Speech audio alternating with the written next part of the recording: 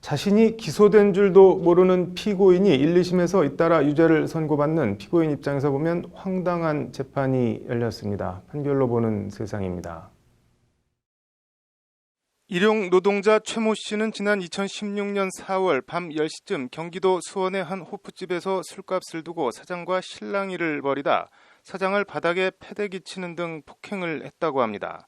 최 씨는 또 신고를 받고 출동한 경찰관을 향해서도 욕을 하고 멱살을 잡고 흔들며 얼굴까지 때렸다고 합니다.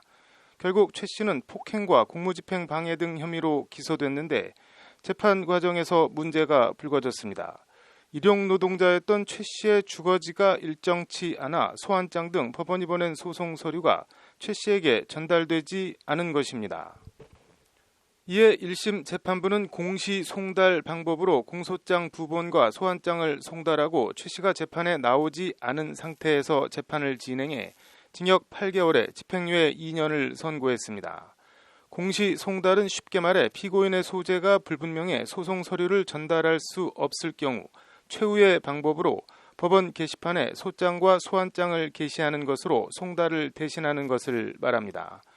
이와 관련 소송 촉진 등에 관한 특례법 제23조 제1심 공판의 특례 조항은 피고인에 대한 송달 불능 보고서가 접수된 때부터 6개월이 지나도록 피고인의 소재를 확인할 수 없는 경우에는 피고인의 진술 없이 재판할 수 있다고 규정하고 있습니다.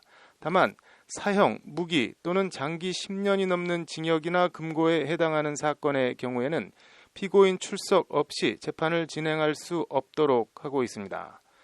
검찰은 형량이 낮다며 항소했는데 1심에 이어 2심도 공시송달 방법으로 소환장을 송달하고 최 씨가 불출석한 상태에서 검사 항소를 기각하고 1심 집행유예 판결을 유지했습니다. 우연한 계기에 자신이 공무집행방해 혐의 등에 대해 징역형 집행유예를 선고받았다는 사실을 알게 된 최 씨는 법원에 재판을 다시 받을 수 있도록 상고권을 회복해달라는 청구를 했습니다. 대법원은 최 씨가 책임을 질 수 없는 사유로 상고기간 내 상고를 하지 못했다며 재판을 다시 하라고 사건을 수원지법으로 돌려보냈다고 오늘 밝혔습니다. 피고인의 규책 사유 없이 1, 2심 공판 절차에 출석할 수 없었다. 이는 형사소송법이 상고 이유로 정한 재심 청구의 사유가 있는 때에 해당한다는 것이 대법원 판시입니다. 혹시라도 사기 같은 범죄를 저지르고 일단 잠적해서 소장과 소환장을 안 받으면 처벌이나 손해배상을 피해갈 수 있겠다 착각하면 안 될 것 같습니다. 대법원 판결 취지는 절차상 하자가 있으니 재판을 다시 하라는 것이지 무죄 취지로 파기환송한 게 아니기 때문입니다. 그나저나 재심에서 무죄가 나올지 징역형이 아닌 벌금형이 나올지 아니면 혹시라도 죄질이 불량하다며 실형이라도 나오는 건 아닌지 판결 결과가 궁금합니다. 판결로 보는 세상입니다.